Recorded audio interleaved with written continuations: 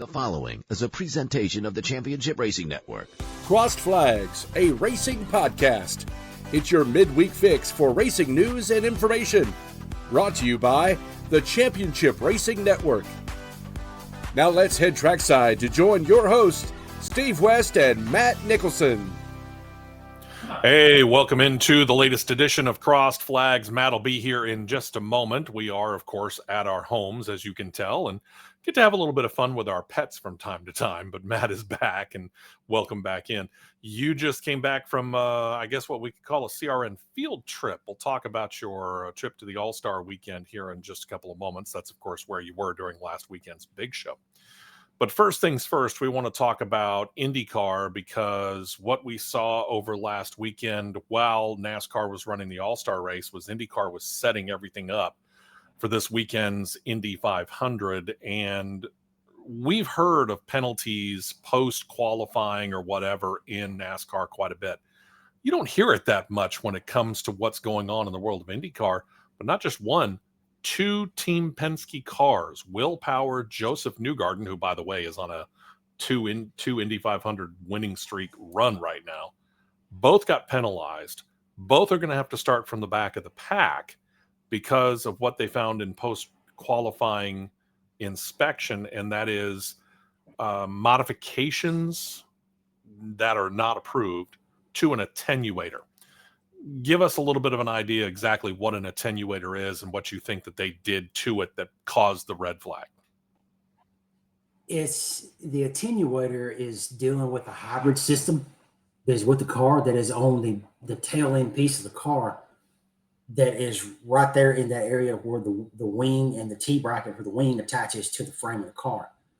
And it's not supposed to be completely sealed off. There's supposed to be a little bit of a gap there where the attenuator attaches to the car. And what they did is they sealed it off with a sealant and smoothed it over so that way there's no drag that is generated from where that little bit of a gap is, where air hits it and would deflect off of it and create drag for the car. They sealed it off to make it sleeker. Now, Will Power and Joseph Newgarden, along with Scott McLaughlin, they all were on, what was it, row 4, or I think it was. And this drops, obviously, Power and Newgarden back to the back of the pack. It doesn't seem to have helped them in qualifying.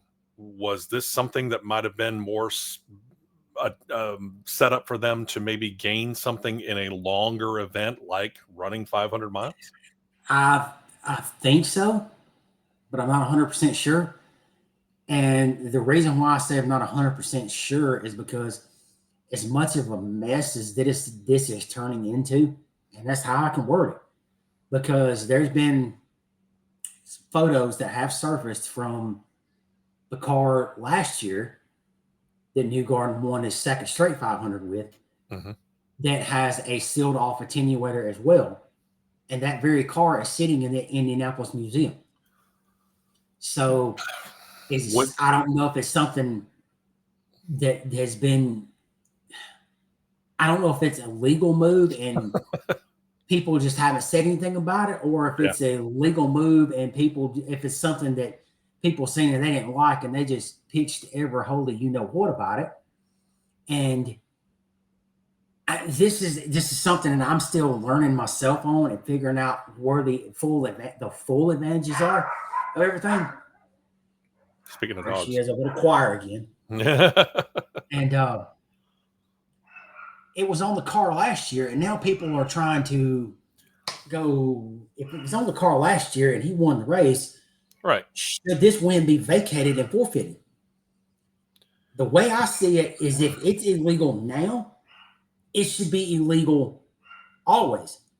If it's on that car last year and won the race, the most prestigious race in the world, and they get thrown out of qualifying because it was modified from round 1 to fast 12, it does raise a legitimate question. Okay. Putting you king of IndyCar for a day, are you stripping an Indy 500 win from Joseph Newgarden?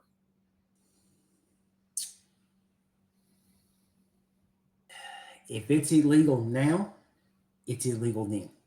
Okay.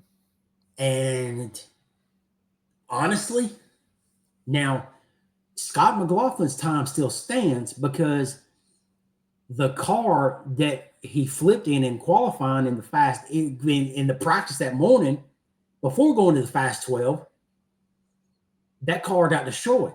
Right. So his time still stands by technicality, but Newgarden and Power's car, yeah, They go to the back. they go to the back. Okay, hindsight 2020 in this. If I'm Dale Coyne and I'm Jacob Abel, You're wanting in.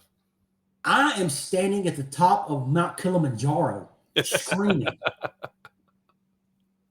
I didn't make the race with a legal car, but they made qualifying round with an illegal car.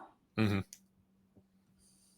I heard that at the very least, there were a lot of people saying that they should have been bumped down and had to have participated in the bump day activities at the end of the day. Pato O'Ward's got a legitimate point. He's got a legitimate point. They should have went to the last row shootout. Yeah. Automatically.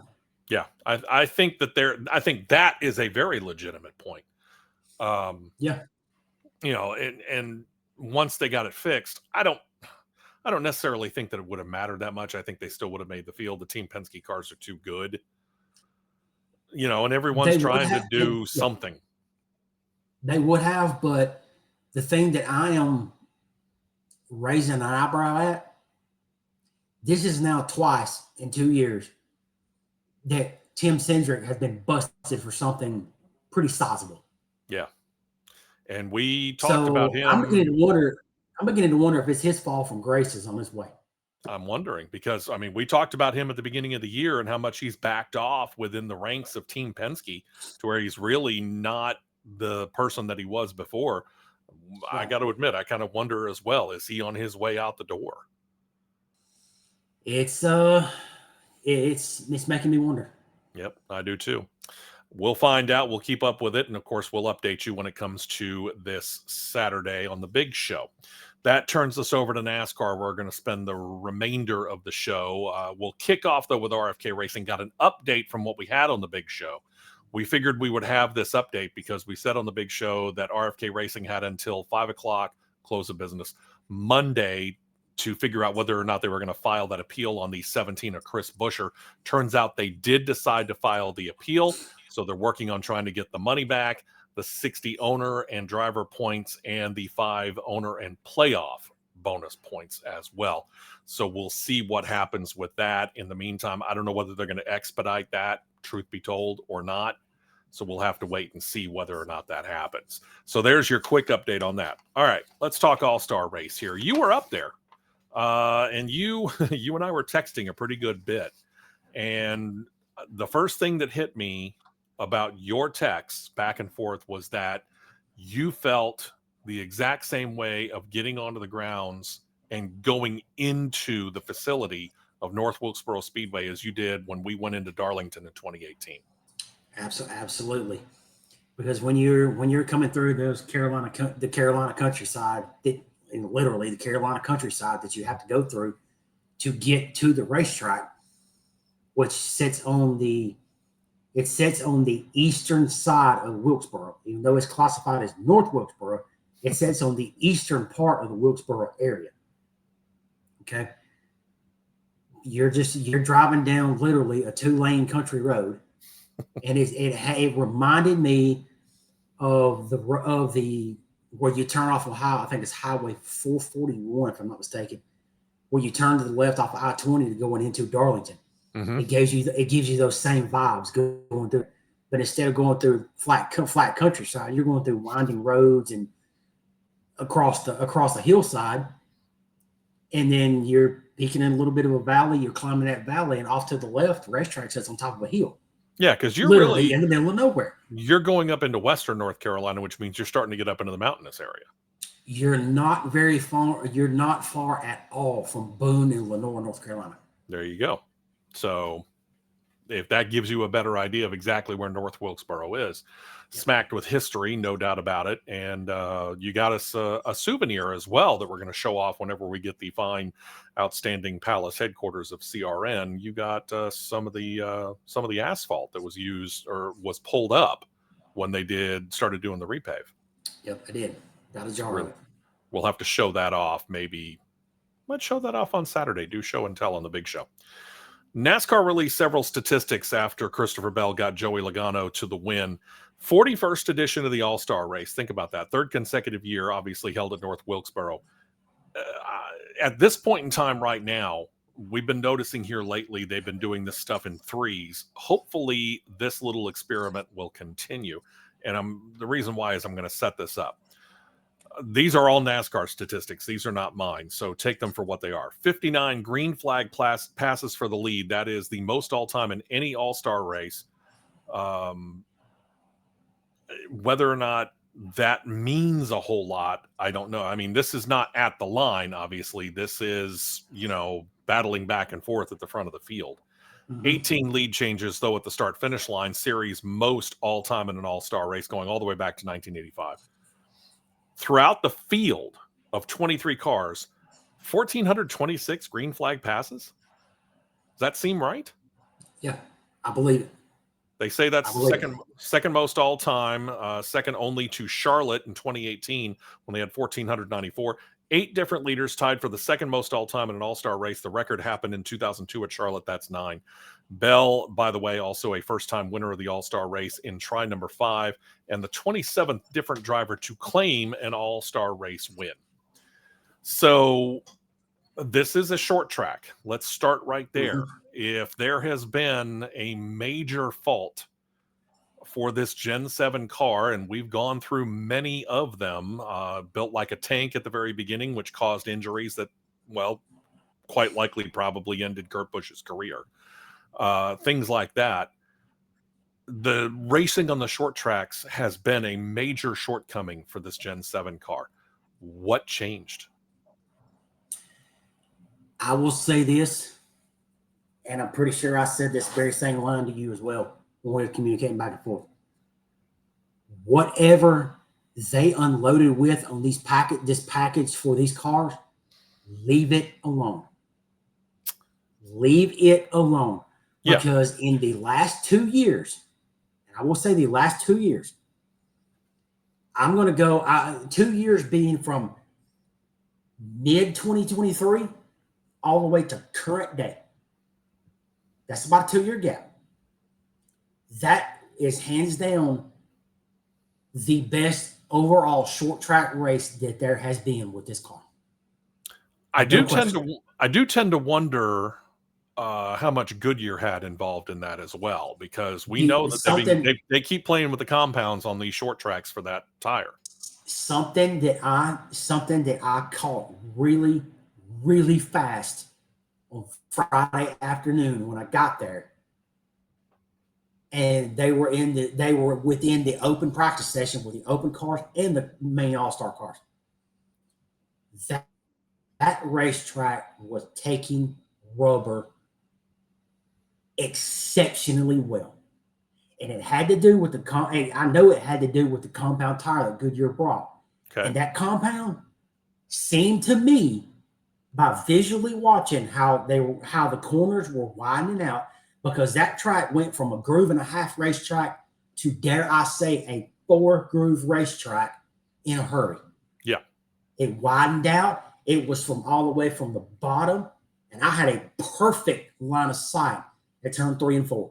It widened all the way from the bottom by the inside wall at the concrete strip they have that's probably about 4 feet wide up until where the transition of the banking is. It widened all the way from there to probably, dare I say, 5 feet at worst, 5 feet from the outside wall. It widened that much. You and I, go ahead and finish up. I've got a thought coming, but yeah, and when it widened up, you could tell automatically when everybody started running their different grooves, the pace picked up. Even if they were on the bottom or the top, the pace picked up. And it was good. Yeah. The formula that they used in the asphalt here is the same stuff they used at Atlanta Motor Speedway, correct? Yes. Which means that it's aging a little bit, or it feels like, I should say it that way, feels like it's aging a little bit faster than what a normal repave at, say, a Talladega back in 2007 did, which, while Talladega's gotten some personality over the years, I mean, for at least a decade, Talladega was as glass smooth as the day that they paved it. There is some personality characteristics I've caught on I caught on up at Wilkesboro at different points of the track. Case in point, there's a spot coming out of turn 4 at the bottom groove and a half. If you hit it right and you can watch the tail of the cars, they go porpoising down the front stretch, and the cars would unload, causing majority of the wrecks that happen on the front stretch because the rear of the car unloaded and got everybody loose, and then they're going every which way. So with the personality that's going on there, can we attribute this to that repave, or is it just a really, really good setup with a good tire combination? I'm going to say it's 50-50. Okay. I'm going to say it's 50-50. The repave, as the race went on and as the air cooled off, the pace definitely picked up, and the aggression level, it didn't go off the radar end of the radar meter scale. It picked up to a very, very, very good point. Okay. And it was during the Open. I told you, I said, they literally just went 4 wide and didn't wreck. Right. And my eyes popped wide open when I read that, because 4 wide and didn't wreck. 4 wide at North Wilkesboro doesn't seem like it should be possible. It shouldn't, because with MRN having the radio call for the All-Star race, and where we were at, Dave Moody was up to my immediate left, sitting at the corner of where the spotter stand is, and he made the quote during the Open, as hard as these guys are racing, I don't know if right now if we're at Daytona, if we're at Talladega or North Wilkesboro, because they're 4 wide. Yeah. There were spurts during the main where there was, I think the most that it went was probably 3 laps, but still running 3 wide for 3 laps straight at a short track like that. It doesn't seem possible. Yeah. It shouldn't be possible. But the overall front to back action, even in the Open, it seems to me that this combination of the tire that they put with the car there, do not touch it. Yeah. Leave it alone. That was good. Let's take it to Richmond. Let's take it to Martinsville. Let's take it to Bristol, and let's see it. Take it to New Hampshire. Let's see if it does the same thing at them. Yeah, go take it to Iowa too. Take it to anything that's a mile or less. Let's go, and let's see what happens. It was really good. I look forward to seeing what's going to happen there. Because one thing that I caught on is when the grip level picked up, and I was listening. I was trying to listen real hard. If there would be a small breakaway just far enough where I could listen to the throttle trace points, I could hear it. The leader, whether it be Logano, Keselowski, or Christopher Bell, one of those 3, because they were the dominant leaders, even though the lead changed 18 times. Mm-hmm. As it went on and they got further out and the grip level slowly increased, when they were picking the throttle up, it wasn't what you call a roll into the throttle. They were stabbing the throttle. Wow. And it was sticky. Okay. And one other thing I think we found, and one of my pet peeves that I have had with this car and how this driveline in this car is, I think we may have found a problem how to eliminate shifting. Oh, yeah? Because it wasn't during qualifying. It was actually at one point. No, I take it back. Yes, it was during All-Star qualifying Friday. Sorry about that. Okay. I do vividly recall the cars of Noah Gragson, Tyler Reddick, Michael McDowell, Shane Van Gisbergen, and Austin Cindric. Those 5 cars that I vividly remember the most, when they grabbed third gear, and they never got out of third, when they grabbed third gear, it stayed. They So never that track shifted. is particularly set up well for a third gear run. The way the gearing of the transaxle and the transmission and everything is, how that is, it seemed combined with the tire combination that they had, it seemed to set up ideal for the car.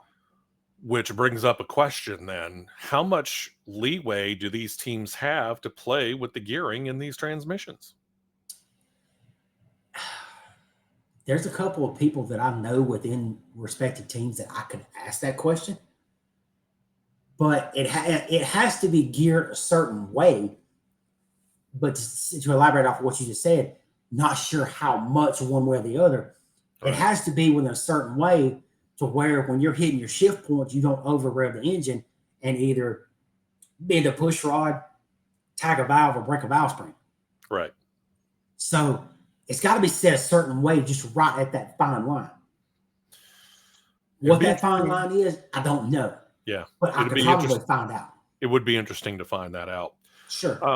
And one other thing that I want to talk about here, and this has been the subject really of just about any TV, podcast, or radio show that you want to talk about. After witnessing what you saw in the All-Star race, should North Wilkesboro get a points race?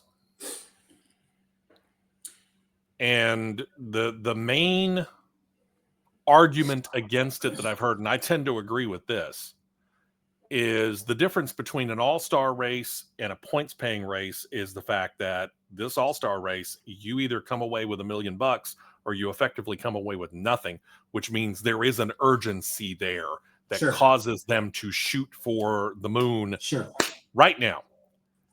If you're talking about a points-paying race, number one, you're almost doubling the field from the 23 starters we had Sunday night to close to 40 if you don't get 40.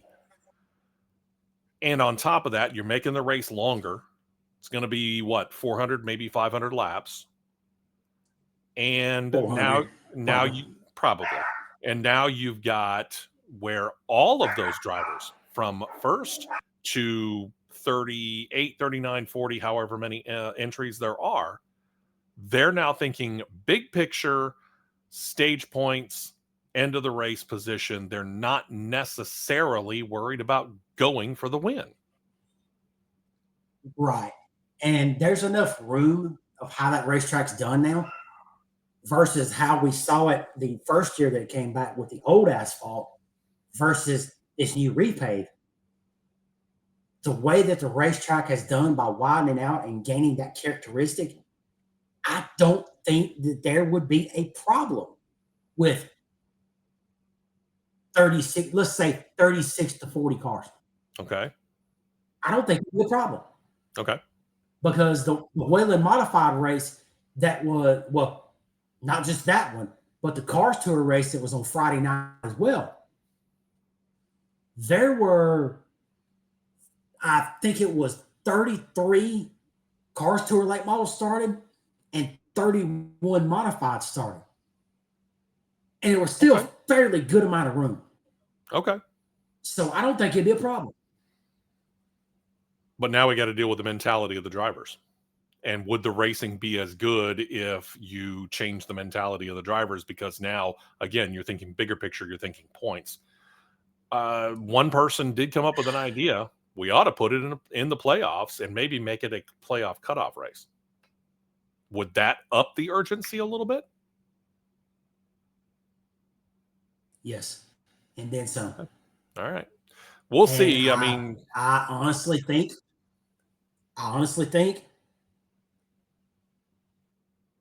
but let's start it this way. Dear Marcus, referring to Marcus Smith, if you want to intensify the playoffs tenfold, you take your All-Star race, you put it back at Charlotte to have Charlotte Speed Weeks. The time of the year that it would fall, you take your Roval race and move it to Wilkesboro. There's your playoff race. There's your cutoff race. Ooh. All right. I like where you're going with that. And All right. there are loud chirps that scenario could come to pass. Keyword, could. Could, yeah. We are kind of almost breathlessly waiting now for the schedule to come out. But here's the thing. I'm thinking August at the earliest, more than likely September before the schedules come out. But when there are Fox analysts, broadcasters, reporters, the crew that were up there, yeah, when they're talking to the competitors, when there are media members talking to the competitors and asking, does this place deserve a points race? There's got to look that smoke that's there. There's at least a match behind that smoke. Yeah, there's a flame there somewhere. There's a flame there somewhere. Okay. But you also saw something that had no flame. You saw the latest iteration of the NASCAR EV doing a test session with, who was it? David Reagan behind the wheel? David Reagan. Yeah. All right. You saw it in person, up close, personal. Now, you and I, we FaceTimed, and I saw it, but you were there in person, and there is a difference between seeing it on a phone and hearing it through a phone versus being there in person.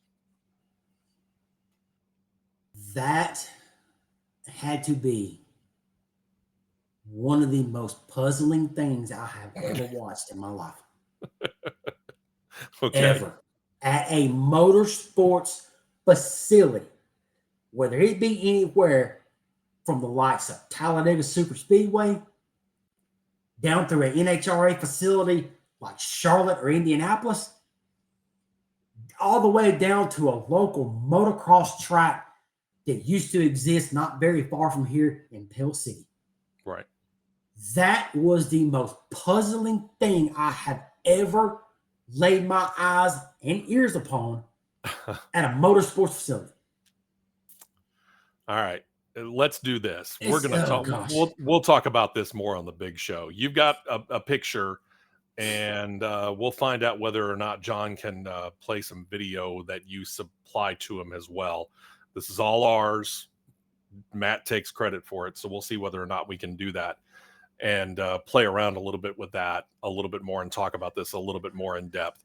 Because the one thing that I could tell just from the video was the fact that, yes, this thing is screaming bloody fast down the straightaway, but this thing can't corner worth a flip.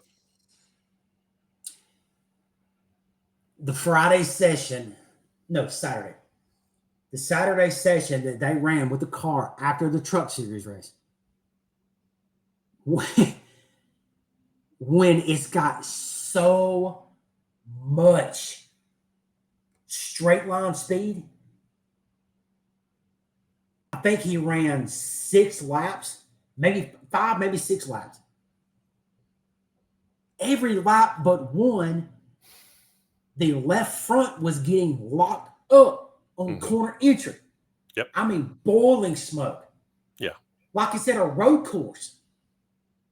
And you're going, huh? What? Yep. So we're going to talk about this a little bit more on the big show coming up this Saturday. Hope you join us then. Hope you join us by subscribing right down below here, whether it's on CRN Live on YouTube or Jocks 94.5 TV. Both of us appreciate, both sides appreciate it very, very much. Obviously, feel free to comment anything that you want to say, positive, negative, by all means, do it. Especially when it comes to this NASCAR EV, because I know that this thing is a very controversial thing. It's got a whole lot of people going, hey, if they actually do this, I'm done with NASCAR. It's not happening anytime soon. Okay, so settle down there. So we'll deal with this on the big show come Saturday. Plus, we'll be ready for the greatest weekend in racing and the greatest day in racing from Monaco for F1 to begin the day, Indy 500 in the middle of the day, Coca-Cola 600 at the end of the day. Our thanks go out to producers John and Molly, who are both making sure that we get up onto the appropriate YouTube pages and take care of all that. And my, of course, thanks to Matt and who is it? Hope, that was barking and contributing in the background. Yes, sir. That was her. And our thanks to Hope for contributing as well. I'm Steve West. Thank you very much for joining us, and we look forward to talking with you on Saturday morning, 9 a.m. Eastern, 8 a.m. Central Time, with the latest edition of The Big Show, CRN.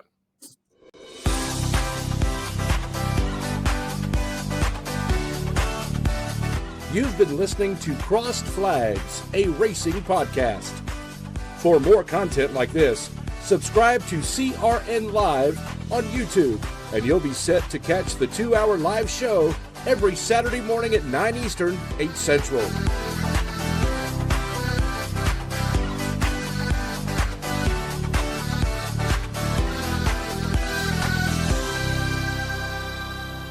This has been a presentation of the Championship Racing Network.